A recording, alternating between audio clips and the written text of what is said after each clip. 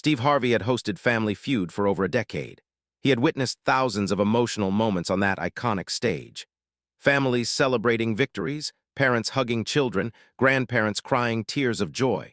He thought he had seen it all, but nothing in his entire career could have prepared him for what was about to happen on that Thursday afternoon in November 2024. The studio lights were bright, the audience was buzzing with energy, and a family from Houston, Texas stood ready to compete. What nobody in that building knew, not even Steve himself, was that they were about to witness one of the most powerful father-son reunions in television history. A reunion that had been 25 years in the making. A reunion that would leave Steve Harvey, a man famous for his composure and quick wit, completely overwhelmed with emotion. If stories about family reunions and the unbreakable bond between fathers and sons touch your heart, make sure to hit that like button and subscribe to our channel right now. What happens next in this story will stay with you forever. The Thompson family stood at their podium, 5 members strong, all wearing matching blue shirts with their family name printed on the back. At the center of the group stood a 52-year-old man named Marcus Thompson. He had a warm smile, kind eyes, and a gentle demeanor that immediately made people feel comfortable around him. Marcus worked as a high school basketball coach in Houston, dedicating his life to mentoring young men and teaching them not just about sports, but about character, discipline, and perseverance. What made Marcus special as a coach was the pain he carried in his own heart, pain that had shaped him into the man he was today, pain that was about to be healed in the most unexpected way. 25 years ago, Marcus Thompson made a decision that would haunt him for the rest of his life. He was 27 years old, struggling with addiction and completely lost. His marriage was falling apart. He had a 3-year-old son named DeShawn who was the light of his life, but Marcus couldn't see past his own demons. The drugs had taken control of everything. He was losing his job, losing his home, and losing his mind. One terrible night, after a fight with his wife Loretta, Marcus made the worst decision of his life. He left. He walked out the door and didn't come back. He told himself it was better this way, that DeShawn would be better off without a father who couldn't stay sober, who couldn't provide, who couldn't be the man his family needed him to be. Marcus spent the next 5 years in and out of rehab centers, homeless shelters, and halfway houses. He hit rock bottom more times than he could count. There were nights when he didn't know if he would survive until morning. There were moments when he thought about ending it all. But every time he reached his lowest point, he would think about DeShawn. He would think about those big brown eyes, that infectious laugh, those tiny hands that used to reach up for him. The memory of his son kept him alive. It gave him something to fight for, even when he felt like giving up. Finally, after 5 years of struggle, Marcus got clean. He entered a program in California, far from Texas, far from his past, and he did the hard work of rebuilding himself from the ground up. He went back to school, got his teaching degree, and eventually became a coach. He dedicated his life to helping young men avoid the mistakes he had made.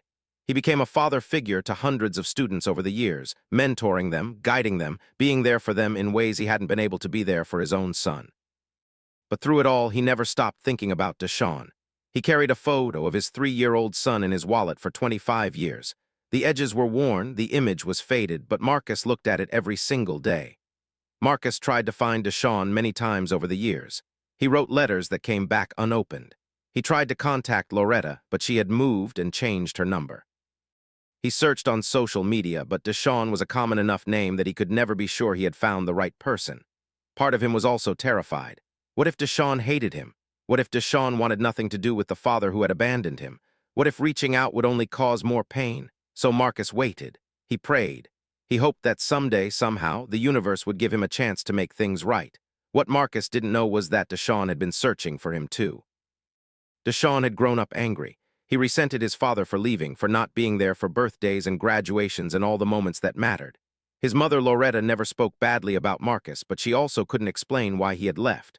All she could tell DeShawn was that his father was sick, that addiction was a disease, and that sometimes people make terrible decisions when they're not well. DeShawn didn't understand that as a child. He just felt abandoned. He felt unwanted. He felt like something was wrong with him, like maybe if he had been a better son, his father would have stayed. But as DeShawn grew older, his anger slowly transformed into curiosity, and then into longing. He became a father himself at 24, and suddenly he understood things differently. Holding his own son for the first time, DeShawn felt an overwhelming love that he couldn't imagine walking away from. But he also felt the weight of responsibility, the fear of failure, the terror of not being good enough. For the first time, he glimpsed what his father might have been feeling all those years ago.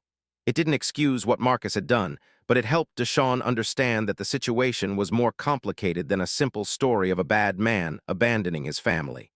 DeShawn hired a private investigator 2 years ago. It took 6 months, but they finally found Marcus Thompson living in Houston, working as a high school basketball coach. The investigator sent DeShawn a report that included details about Marcus's life, his recovery, his work with young people. DeShawn read about his father's journey from addiction to redemption, and something shifted inside him. He realized that his father hadn't left because he didn't love him. His father had left because he was drowning and didn't know how to ask for help. DeShawn made a decision.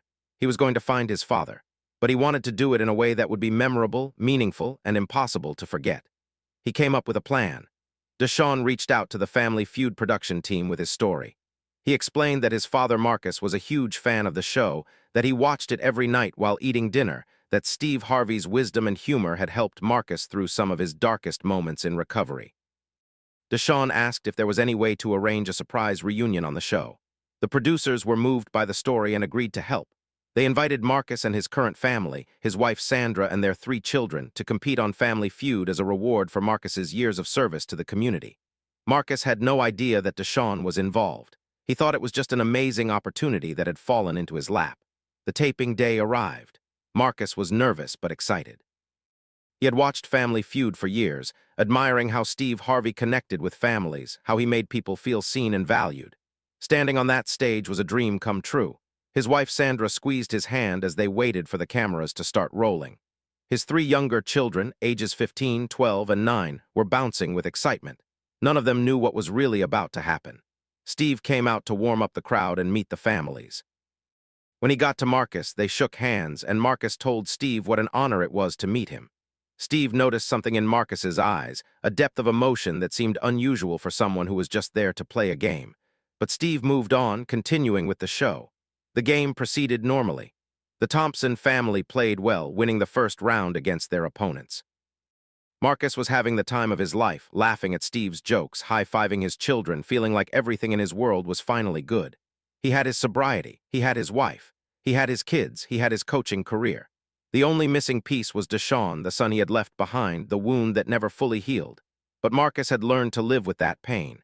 He had accepted that some mistakes couldn't be undone, that some bridges, once burned, could never be rebuilt. After the Thompson family won the main game and qualified for fast money, Steve called for a brief pause in taping.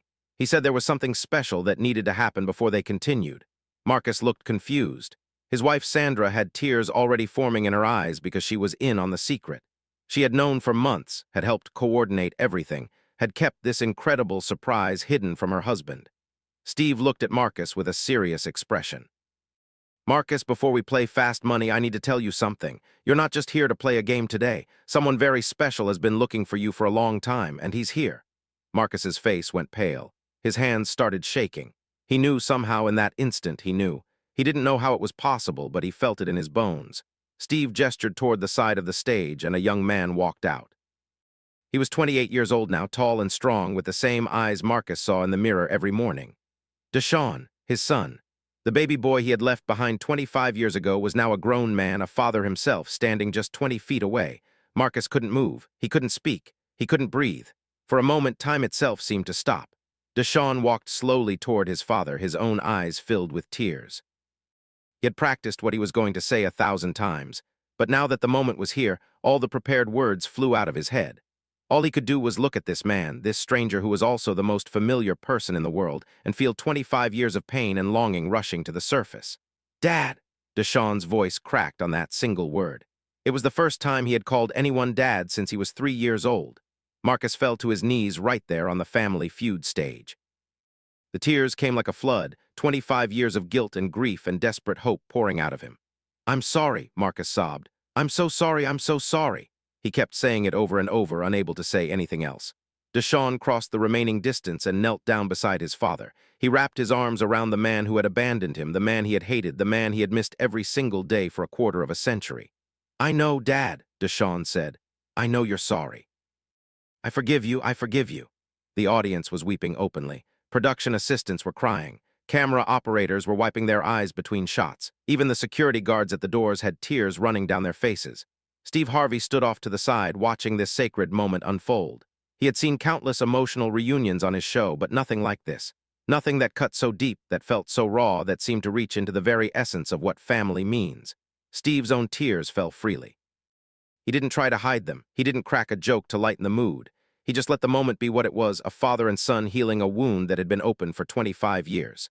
Marcus finally pulled back and looked at DeShawn's face, really looked at it, memorizing every detail. "You're so grown," he whispered. "You're a man. My baby boy is a man." DeShawn smiled through his tears. "I'm a father now too, Dad. I have a son. His name is Marcus. I named him after you." Marcus's whole body shook with fresh sobs at this revelation. His son, the child he had abandoned, had named his own child after him. Despite everything, despite the absence and the pain and the years of silence, DeShawn had honored his father in the most profound way possible. "I don't deserve that," Marcus choked out. "I don't deserve any of this." DeShawn grabbed his father's hands. "That's not how forgiveness works, Dad. It's not about deserving, it's about love, it's about family. It's about choosing to heal instead of staying broken." Steve Harvey finally stepped forward, his voice thick with emotion. "Ladies and gentlemen," he said to the audience and the cameras, "I have been doing television for a very long time. I have seen beautiful moments. I have seen people win money, find love, achieve dreams. But I have never in all my years seen anything as powerful as what we just witnessed." He put his hand on Marcus's shoulder. "This man made mistakes. He knows it.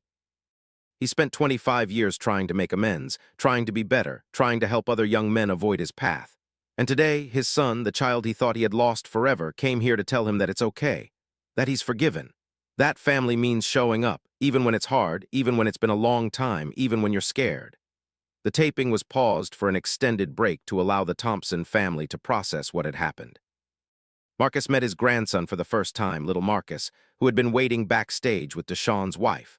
Holding that baby boy, seeing his own name carried forward into a new generation, Marcus felt something he had given up on ever feeling: complete. His wife Sandra and his 3 younger children embraced DeShawn as part of their family. In one afternoon, Marcus's family had grown in ways he never expected. He had a son returned to him, a daughter-in-law, and a grandson. The broken pieces of his life were finally coming together. When they returned to the stage to play Fast Money, the energy in the studio had completely transformed. The audience cheered for the Thompson family like they were watching a championship game. Marcus and DeShawn played the round together, father and son side by side for the first time in 25 years. They won the $20,000 prize, but neither of them cared about the money. They had won something far more valuable. They had won each other back. The episode aired a month later and immediately became one of the most watched and shared Family Feud episodes in the show's history. Clips of the reunion were viewed hundreds of millions of times across social media platforms. News outlets around the world covered the story. The response from viewers was overwhelming. Thousands of people wrote to the show, sharing their own stories of estrangement and reunion. Parents who had lost contact with their children reached out, inspired to try again. Adult children who had been abandoned started searching for their parents, hoping that maybe forgiveness and healing were possible for them too. The Thompson reunion became a symbol of hope, proof that it's never too late to rebuild a broken relationship, that time and distance don't have to be the final word. Marcus and DeShawn began a relationship that neither of them had dared to dream was possible. They talked on the phone every day at first, making up for lost time, sharing stories, getting to know each other as adults. Marcus learned about DeShawn's career as an electrician, his marriage, his faith, his struggles, his victories. DeShawn learned about his father's journey through addiction and recovery, his work with young athletes, the woman he had married, and the children he had raised. They discovered that despite 25 years apart, they shared the same sense of humor, the same values, the same determination to be good men. 6 months after the reunion, Marcus traveled to Atlanta, where DeShawn lived, to attend his grandson's first birthday party. Walking into that celebration, surrounded by DeShawn's friends and family, Marcus felt something he hadn't felt in 25 years. He felt like he belonged. He wasn't the absent father anymore. He wasn't the mistake that everyone pretended didn't exist. He was grandpa. He was dad. He was family. Little Marcus took his first steps that day, toddling across the living room with his hands outstretched, and his grandfather was there to catch him. DeShawn's mother, Loretta, was at the birthday party too. She had remarried years ago and built a good life, but she had always wondered what happened to Marcus, whether he had survived his demons or been consumed by them. Seeing him now, healthy and happy and sober, she felt a burden lift that she hadn't even realized she was carrying. She pulled Marcus aside and told him that she was proud of him, that she forgave him, that she was glad their son had found his father again. It was a conversation 25 years overdue, and it healed wounds that both of them had carried for far too long. Marcus continued his work as a high school basketball coach, but now he shared his story publicly. He spoke at schools and community centers about addiction, about the importance of asking for help, about the fact that your past doesn't have to define your future. He told students about leaving his son, about the years of regret, and about the miracle of reconnection that had happened on Family Feud. His message was simple but powerful. No matter how badly you've messed up, it's not too late to try to make things right. You might not succeed. The person you hurt might not forgive you. But you have to try. You owe it to yourself and to the people you love. Steve Harvey invited Marcus and DeShawn back to the show a year after their reunion for a follow-up segment. The audience gave them a standing ovation before they even spoke a word. Steve asked them how the past year had been, and father and son looked at each other with smiles that said more than words ever could. Marcus talked about meeting his grandson, about rebuilding his relationship with DeShawn, about the second chance he never thought he would get. DeShawn talked about the healing that forgiveness had brought, about watching his son develop a relationship with his grandfather, about the fullness that had replaced the emptiness he had carried for so long. Steve asked DeShawn what advice he would give to other adult children who were estranged from their parents. DeShawn thought for a moment before answering. I would say that forgiveness isn't for them, it's for you. I carried anger and resentment for most of my life, and it only hurt me. It didn't touch my father at all because he didn't even know where I was. The day I decided to forgive him before I even found him was the day I started to heal. Finding him, having him back in my life, that's the bonus. But the real gift was letting go of the weight I had been carrying. The audience applauded, and Steve wiped his eyes for the second time that the Thompson family had been on his stage. The Thompson story inspired a documentary that followed their journey from separation to reunion to the building of a new family relationship. The documentary premiered on a streaming platform and became one of the most watched documentaries of the year. It featured interviews with addiction counselors, family therapists, and others who had experienced estrangement and reconciliation. The film became a resource for families navigating similar situations, providing both hope and practical guidance for those brave enough to attempt reconciliation after years of distance. Marcus and DeShawn wrote a book together called 25 Years, A Father's Regret, A Son's Forgiveness, and The Road Back to Family. The book became a bestseller and was praised for its honest exploration of addiction, abandonment, and the complicated process of rebuilding trust after profound betrayal. They donated a significant portion of the proceeds to addiction recovery programs and organizations that help reconnect estranged families. They wanted their pain to mean something, wanted their story to help others who were walking similar paths. 5 years after the Family Feud reunion, the Thompson family gathered for little Marcus's 6th birthday party. The guest list had grown considerably. Marcus's 3 younger children were there, now teenagers who adored their big brother, DeShawn. Loretta was there with her husband. Sandra was there, the woman who had stood by Marcus through his recovery and had welcomed DeShawn into their family without hesitation. Friends, coaches, students, and neighbors filled the backyard of DeShawn's home in Atlanta. And at the center of it all were Marcus and DeShawn, father and son, their bond now stronger than it had ever been. Marcus gave a toast at the party that left everyone in tears. He talked about the lowest points of his life, the moments when he didn't think he would survive, the years when he had given up hope of ever seeing his son again. Then he talked about the Family Feud stage, about seeing DeShawn walk toward him, about hearing his son call him dad for the first time in 25 years. I don't know why I got this second chance, Marcus said, his voice breaking. I don't know why my son chose to forgive me when he had every right to hate me forever. But I know this, I will spend every day I have left on this earth trying to be worthy of his grace. That's all any of us can do when someone gives us forgiveness we don't deserve. We try to be worthy of it. Little Marcus ran up to his grandfather and asked to be picked up.